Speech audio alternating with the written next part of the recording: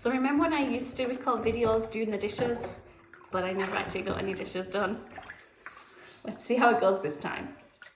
I tried to choose a moment when my kids were busy playing, but it's like they can sense when I need some space and they come in to encroach on it. But that's all right, it's okay. They're nice kids. So I recorded a video, but I haven't put it up yet, about FOMO, about fear of missing out. And instead of putting that up, I had a few more things happen that made me think about fear of missing out. So I'm going to redo it. So what happened is that I was just finding so much on social media and just in the shops in general. So many things recommended to buy, so many things recommended that would be like the thing that made my home ed better. And I think it's at this time of the year, that kind of cycle of, well, this is where you get, like, well, when I was younger, your new school uniform and your new school shoes, your new pencil case, and maybe it's that just mindset of, and because I was a teacher, I probably did that as well, got my own, like, my new teacher clothes. So I think it's just kind of in my mind or in my memory that this is the time of year that you spend money. But obviously right now, that is not a good thing. But when you're seeing all of these posts, these beautiful things that people are using, the ways that people are setting up their rhythms and routines, honestly, it had me completely rethinking my whole home ed. I panicked about my maths, even though my kids are happy with it and everything is fine, but I was just like, I've got to redo it because I saw some workbooks that we've used before, but they changed the colour of them, and I was like, that's it. That's the thing that's going to make maths really, really easy and make me magically consistent in doing it all the time. I am thankful for people who can say to me, Rachel, chill out, because I needed to.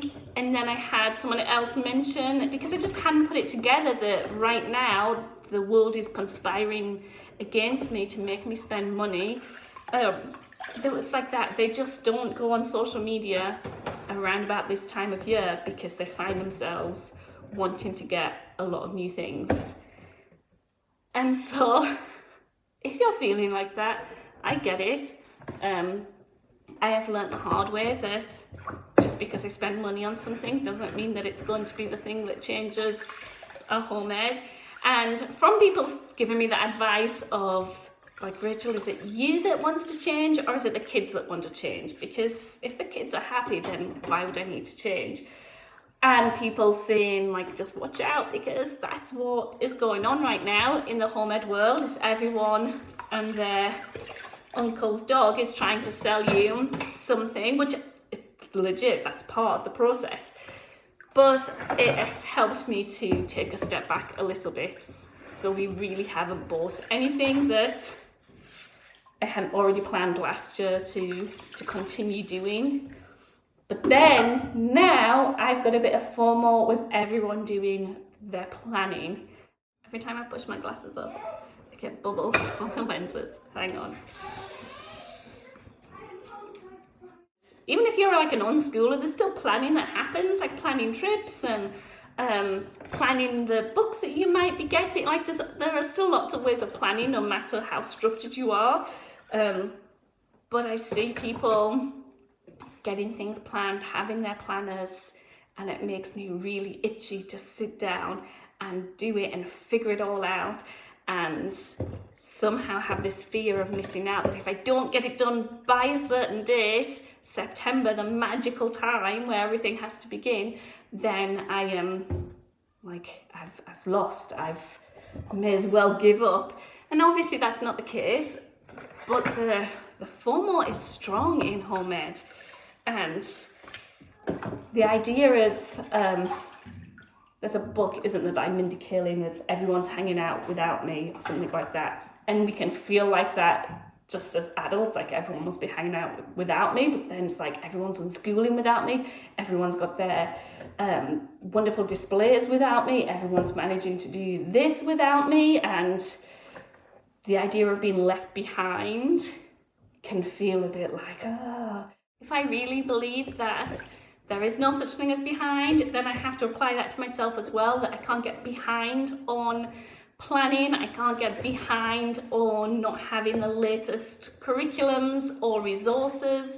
And sometimes it's not even the latest, it's just the same thing that someone was doing 20 years ago, but it's repackaged, and so somehow you think that that's like better than the way that you were doing it before. And anyway, if I really believe that there's no behind for my kids, then I need to believe that for myself too, that however and whenever we get things sorted, it has to be something that benefits me and benefits my family and fits the context that we have. And my context right now is working from home and not having childcare to be able to have moments where I can sit and plan things. And so it's okay for me not to have it all figured out. Now, I do love planning, like I love seeing it all out. So it's not that I'm not going to do it, because for me, it's a bit like a hobby, but it does mean that I am training myself not to do it just because I think that's the thing that I should be doing right now. So yeah, FOMO is real, but I wish I could think of like a meaningful acronym that's the opposite of FOMO. I'm sure people have already thought of it, but I've chosen a little bit to take a step back from the planning and curriculum frenzy, but kind of dipping my toe in when it suits me, because I know I won't miss out. And then sometimes in chasing after the FOMO, I am missing out because I'm literally there scrolling on my phone. Oh, it's this resource that I need to get. Let me check a review on that. Let me ask this person this. Let me do this. And my fear of missing out on that means that I actually do miss out on stuff. So anyway, that was my ramblings. My kids need some dinner and I need to decide what we're having for dinner. But I hope you're having a great week and a great end of August. I'm not going to say end of the holidays because there is no end and there's no beginning when you're home ed. But take care and I'll see you next week.